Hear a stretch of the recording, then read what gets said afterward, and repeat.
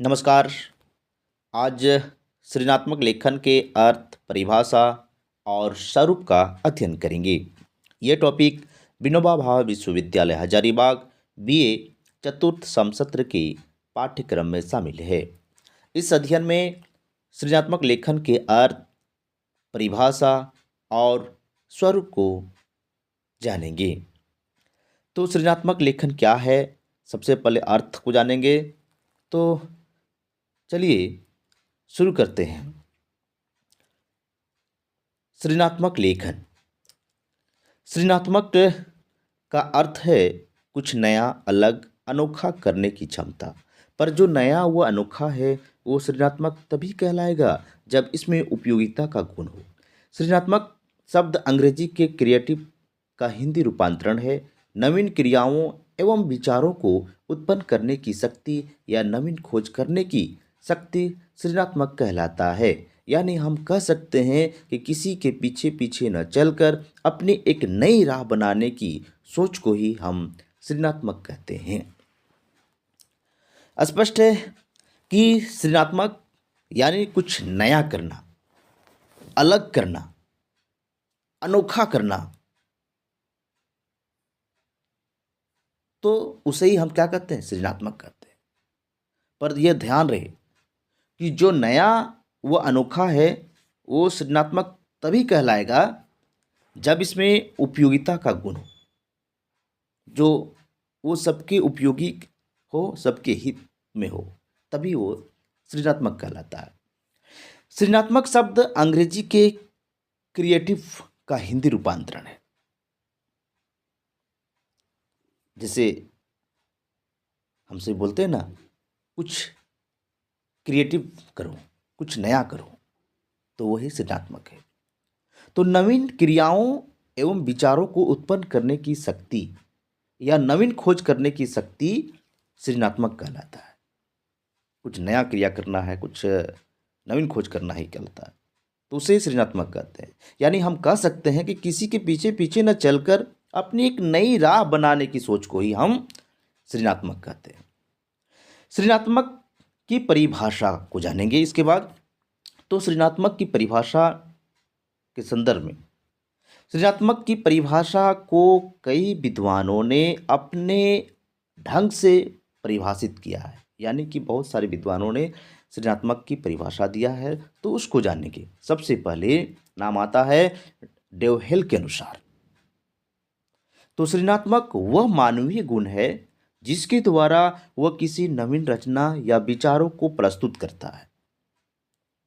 क्या कि सृजनात्मक वह मानवीय गुण है जिसके द्वारा वह किसी नवीन रचना या विचारों को प्रस्तुत करता है, तो उसे ही हम सृजनात्मक कहते हैं।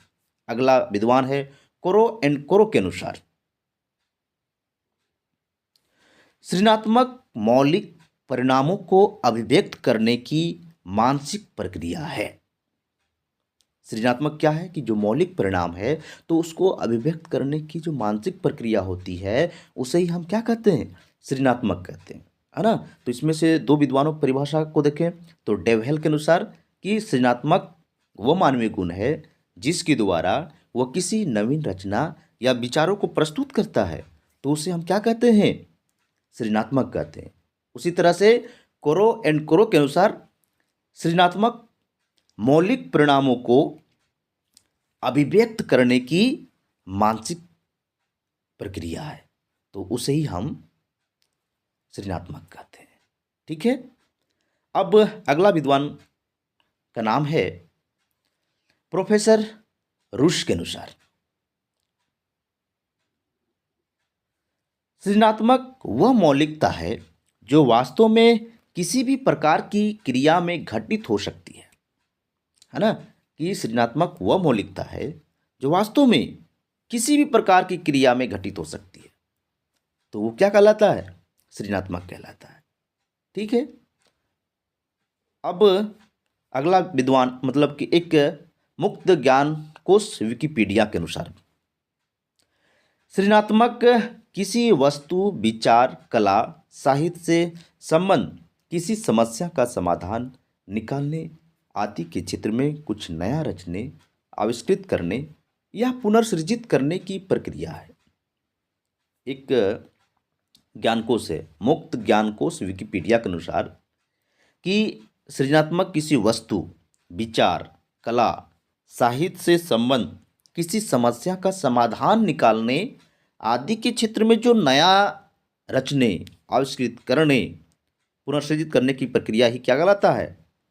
सृजनात्मक कहलाता है। अब है विद्वान जेम्स ड्रेवर के अनुसार तो सृजनात्मक मुख्यतः नवीन रचना या उत्पादन में है ना, कि सृजनात्मक क्या होता है? मुख्यतः नवीन रचना या उत्पादन है।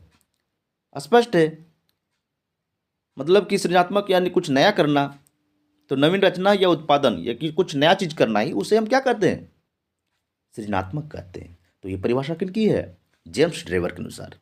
तो इस तरह से प्रोफेसर रूस के अनुसार की परिभाषा को देखें, मुक्त ज्ञानकोश विकिपीडिया के अनुसार जो परिभाषा दी गई है उसको देखें, उसके बाद जो जेम्स ड्रेवर के परिभाषा है तो उसको भी देखें, है ना। तो ये परिभाषा से आप लोग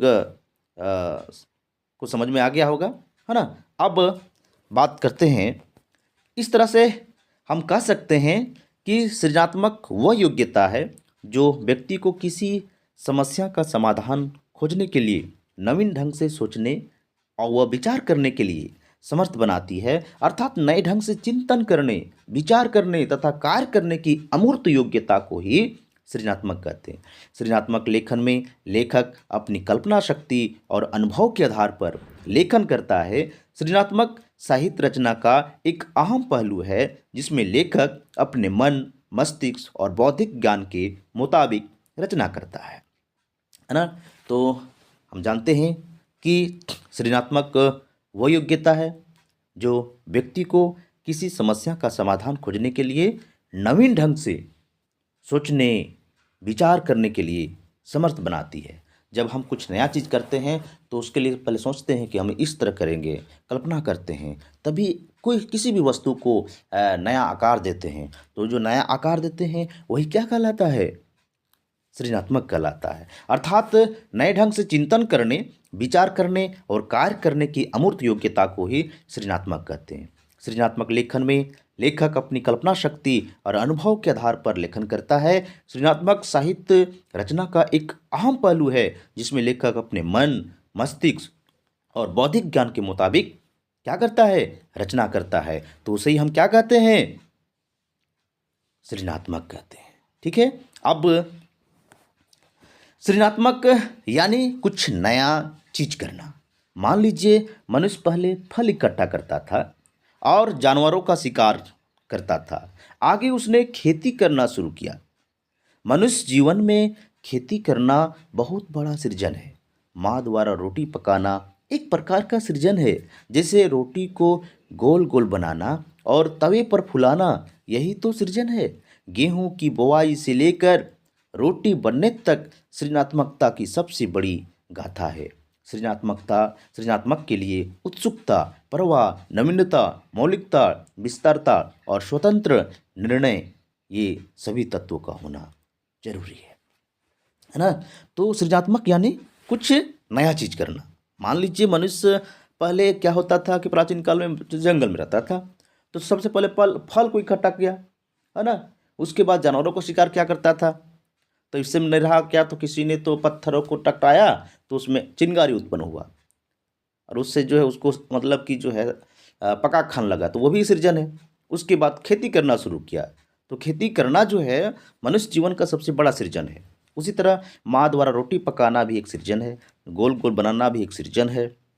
गेहूं की बुआई से लेकर के रोटी बनने तक की जो सृजनात्मकता है वो सबसे बड़ी गाथा है। सृजनात्मकता के लिए क्या होना चाहिए? उत्सुकता, परवाह, नवीनता, मौलिकता, विस्तारता, स्वतंत्र निर्णय, ये सभी तत्वों का होना बहुत जरूरी है, तभी वह सृजन हो सकता है ना। तो सृजनात्मक वो योग्यता है जिसके द्वारा मनुष्य नए नए विचार प्रस्तुत करता है, नई नई वस्तुओं का निर्माण करता है और नए नए तथ्यों की खोज करता है जो मानव जीवन के लिए उपयोगी होता है। और सृजनात्मक क्षमता जन्मजात होती है और इसकी अभिव्यक्ति एवं विकास अनुकूल पर्यावरण में होता है। और जिस कार्य के लिए सृजन किया जाता है वह समाज के लिए हितकारी होता है, साथ ही एक नई दिशा प्रदान करता है ना। तो वही क्या होता है, सृजनात्मक होता है। तो सृजनात्मक स्पष्ट है, आप सभी समझ गए होंगे कि सृजनात्मक वह योग्यता है जिसके द्वारा मनुष्य जो है नए नए विचार प्रस्तुत करता है, नई नई वस्तुओं का निर्माण करता है और नए नए तथ्यों की खोज करता है। तो उसे ही हम क्या कहते हैं, सृजनात्मक कहते हैं, जो मनुष्य जीवन के लिए उपयोगी होता है। जो हम कहने का मतलब है जो नया चीज़ बनाए तो समाज के हित के लिए होता है, उपयोगी होता है।